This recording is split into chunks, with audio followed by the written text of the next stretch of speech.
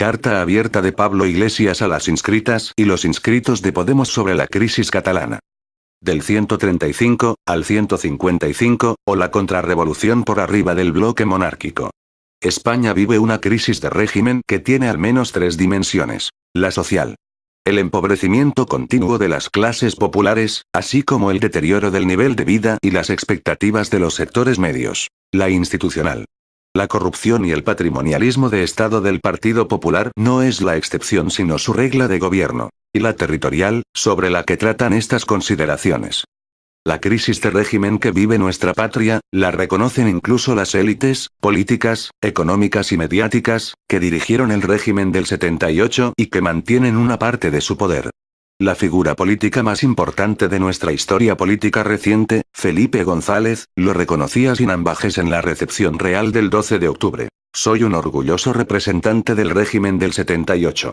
Aquella recepción fue la imagen de una conjura monárquica para superar, mediante una restauración conservadora y centralista, la crisis española. Pero lo que se mostró en aquella fiesta real, que no tuvieron a bien suspender tras la muerte de un trabajador de las Fuerzas Armadas que participó en el desfile, no fue un grupo cohesionado, coherente y capaz de diseñar una política de Estado exitosa. Aunque en la foto del 12 de octubre había mucho poder, político, militar, económico, etc., no había, ni de lejos, tanto como el que atesoraban las élites hace 40 años y, desde luego, allí había mucho menos talento de Estado. Tras el discurso que pronunció Felipe VI el 4 de octubre, el bloque cohesionado de partidos, medios de comunicación y grandes empresas tiene enormes dificultades para llevar a cabo sus objetivos. El mismo hecho de que se les vea y se les perciba como bloque les debilita. Un proyecto de régimen que se precie necesita un gobierno, pero también una oposición creíble como tal.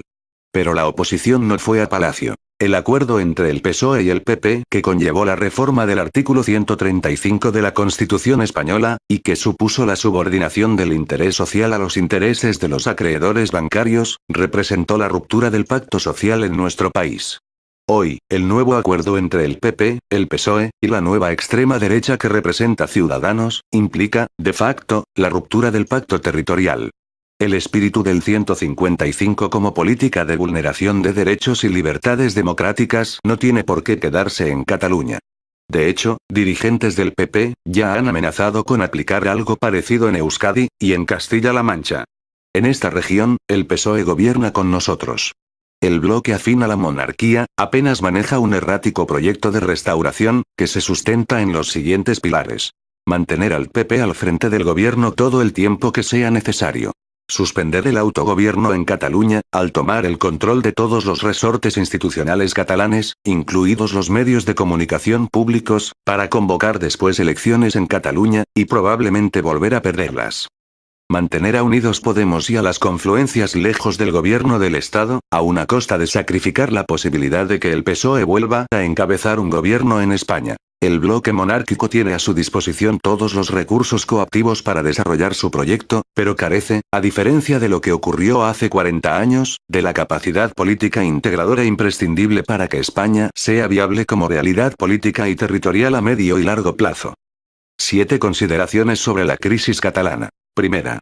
¿Por qué estamos en contra de la aplicación del artículo 155 de la Constitución? La suspensión del autogobierno de Cataluña, no solo hará saltar por los aires uno de los pactos cruciales de la transición, la reinstauración de una institución republicana como la Generalitat, reconocida por la Constitución de 1978, fue la base del amplio apoyo social al texto constitucional en Cataluña, sino que es un ataque a los fundamentos mismos de la democracia española. El diálogo sin condiciones que reclama la mayoría de la sociedad catalana y de la sociedad española, como señalan varias encuestas, es incompatible con una situación de administración colonial de Cataluña. Que Rajoy y sus ministros se vayan a convertir de facto en presidente y gobierno de la Generalitat, cuando el PP no alcanzó el 8,5% de los votos en las últimas elecciones celebradas en Cataluña, es simplemente un despropósito y una enorme torpeza política. El nuevo gobierno, con Rajoy, Zoido y Montoro a la cabeza, estará controlado solamente por el Senado, el cual está dominado por el PP con mayoría absoluta, gracias a una ley electoral antidemocrática y absurda.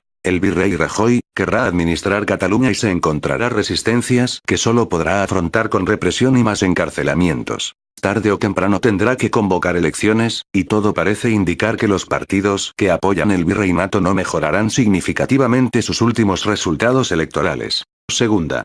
¿Por qué estamos en contra de una declaración de independencia? El problema de una declaración de independencia no es tanto su ilegalidad, o su unilateralidad, como su ilegitimidad. Las fuerzas políticas partidarias de la independencia obtuvieron el 47,8% de los votos, es decir, algo más de un tercio del censo electoral, en las elecciones de septiembre de 2015.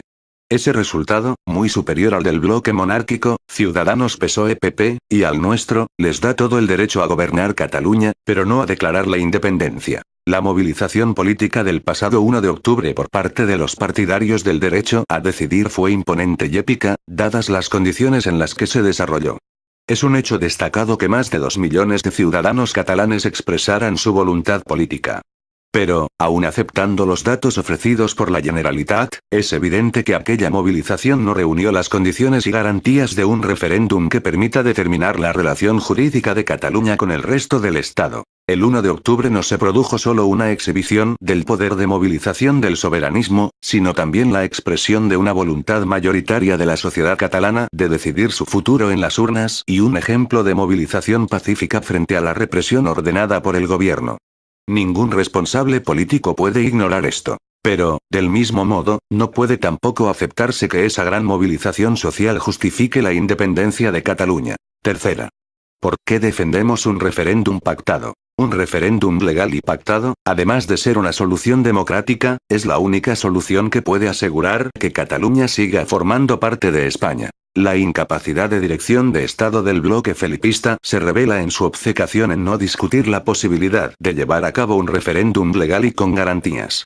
La clave del éxito de la transición en relación con Cataluña fue pactar el autogobierno que, de hecho, condicionó el conjunto del modelo territorial de España. Hoy, la vía del 155 en Cataluña, que bien podría transformarse en la vía del 116 si el gobierno se encuentra con resistencias ciudadanas, puede condicionar también una ofensiva reaccionaria en el conjunto del Estado.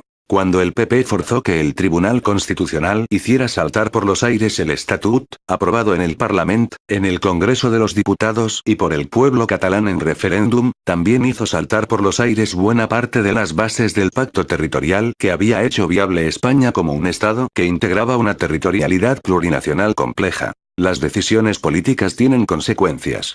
Puede afirmarse que si el PP hubiera respetado la voluntad popular de Cataluña, como hizo con la voluntad popular de Andalucía, algunos de los artículos del Estatut que el Tribunal Constitucional declaró inconstitucionales son idénticos a los artículos vigentes en otros estatutos de autonomía, hoy no sería necesario hacer un referéndum en Cataluña.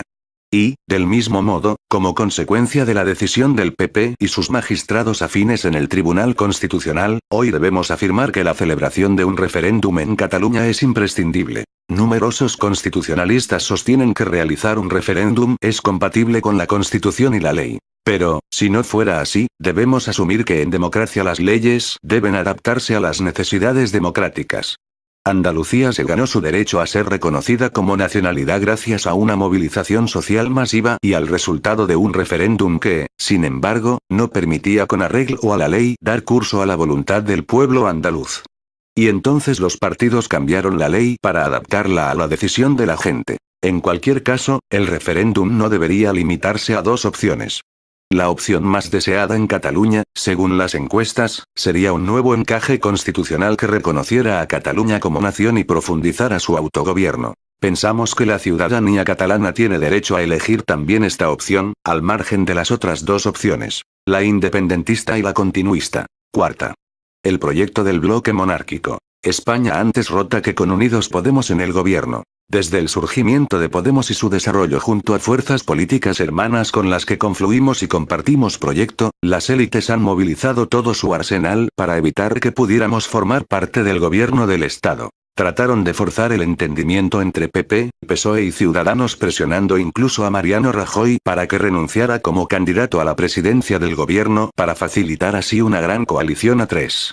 Rajoy resistió y el intento ulterior fue favorecer un gobierno con un programa neoliberal acordado entre PSOE y Ciudadanos, siempre y cuando Podemos no participara en dicho gobierno. Las élites se opusieron con todas sus fuerzas a la posibilidad de entendimiento del PSOE con nosotros y las fuerzas políticas catalanas y vascas. El propio Pedro Sánchez, horas después de ser obligado a dimitir como secretario general del PSOE en 2016, reconoció en una entrevista con Jordi Évole, que fue presionado, entre otros por César Alierta, así como por los jefes del diario El País y por la vieja guardia de su partido, para que no formase un gobierno con nosotros. Las élites saben que solo un gobierno de coalición con Unidos Podemos hubiera podido pactar una salida democrática al problema catalán, pero nuestra presencia en el gobierno habría implicado también cambios en el Estado que hubieran amenazado sus privilegios y a un entramado corrupto que, sin controlar el Estado, habría quedado expuesto a una acción de la justicia sin interferencias por parte del poder político.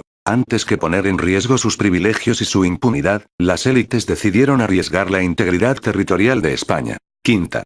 La dirección del PSOE ha renunciado a encabezar un gobierno. Tras fracasar en el intento de forzar la implosión interna de Podemos, los poderes oligárquicos fracasaron también en su intento de devolver al PSOE a su normalidad histórica. La victoria de las bases del PSOE contra el aparato de su partido y contra los principales poderes mediáticos del país se basó en tres pilares: plurinacionalidad, mayor cercanía a Podemos y una oposición real al PP en la que no se descartaba la moción de censura. Al arrojar por la borda las tres claves de su victoria, el nuevo secretario general del PSOE, Pedro Sánchez, no solamente ha colocado al PSC en una posición imposible y ha debilitado a los sectores de su partido que le hicieron ganar, sino que ha vuelto a empoderar a sus adversarios internos, que nunca lo aceptarán como a uno de los suyos.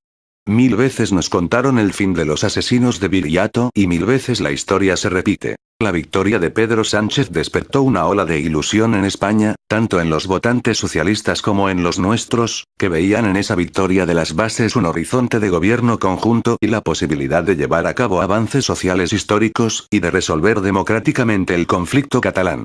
Apoyando al PP y apuntalando el bloque felipista, el PSOE ha renunciado a liderar un gobierno de cambio en el Estado. Sexta. ¿España será plurinacional, o no será? El problema histórico de los monárquicos es que jamás entendieron España, a lo que solo supieron dominar y someter. Nunca fueron capaces, salvo cuando la presión democrática les obligó, de utilizar el Estado para hacer de nuestra riqueza plurinacional un proyecto patriótico. Las experiencias monárquicas de Estado durante los siglos XIX y XX, configuraron una visión estrecha, uninacional y autoritaria de la realidad española. Para los partidarios de la monarquía, asociar la palabra nación en el territorio del Estado a algo diferente a España era algo inaceptable. Por ello, siempre identifican el Estado con la monarquía. Y España es mucho más que la monarquía, y además, está llamada a sobrevivir a ella. Uno de los primeros elementos de ruptura con el franquismo durante la transición fue la restauración de la Generalitat, con el retorno del presidente Tarradellas antes de que España se dotase de la actual Constitución. Con ello se reconocía que Cataluña se organizaba según un orden político propio, que es lo que en estos días se está rompiendo. Eso también fue evidente en Euskadi, donde no se reconoció la Constitución hasta que se garantizó la actualización de sus fueros. Las nacionalidades históricas se reconocen, precisamente, en el hecho de poseer instituciones propias que no derivan de la Constitución de 1978. A partir de 1982, el modelo de Estado de las autonomías funcionó gracias a la estabilidad brindada por los grandes partidos nacionalistas catalán, CiU, y vasco, PNV. Sin embargo, en los últimos 10 años, al tiempo que la crisis económica debilitó el proyecto de la Unión Europea, la estabilidad del régimen del 78 se rompió por dos flancos: el que abrió el 15M, y el que abrió el proceso soberanista en Cataluña tras la sentencia del Tribunal Constitucional sobre el Estatut. España y Cataluña afrontan hoy la realidad de su historia, de sus relaciones y de la carencia de una solución democrática pactada. Para nosotros y nosotras, la solución es celebrar un referéndum legal y pactado que presente como opción una relación libre entre pueblos, para repartir de forma adecuada los beneficios y las cargas de pertenecer a un único Estado. Séptima. Tenemos un proyecto social y soberano para Cataluña y España. No se puede entender España desde la homogeneidad, sino desde la heterogeneidad y la fraternidad.